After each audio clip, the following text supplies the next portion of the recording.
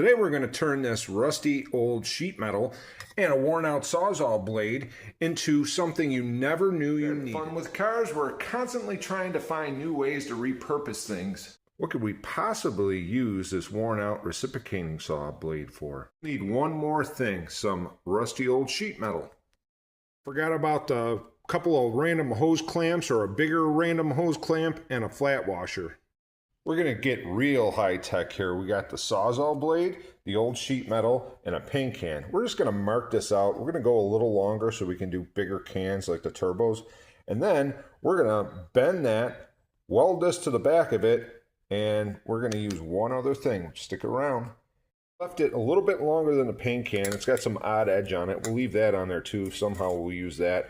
Then we're just going to put a mark over here somewhere so we know where to cut it. As I measured it out with a micrometer, now we can cut it in half.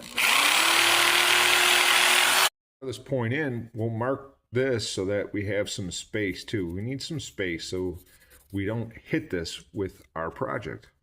Measures out a little over 2 1/4 inches, probably about 2 3/8. Yours can be whatever length you want it or width you want it. We'll be scribing out the halfway point, which is 1 3/16 inches. So we're just going to scribe a line right down the center of it.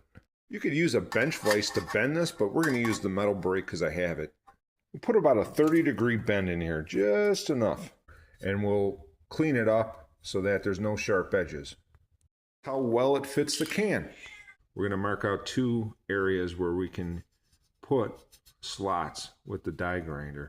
Not sponsored by Rust-Oleum, but they should sponsor me. I use their products all the time. Up for 30 minutes and it'll clean that metal like new, because this is actually brand new metal. It's just been sitting around. It's been about 30 minutes and the chemical's done its thing. So we're going to wash all this off, and then we'll take the buffing wheel on my die grinder and buff that rest of it out. We got the chemical washed off. Now we'll buff that out, get it ready for welding. Taking down any of the sharp edges.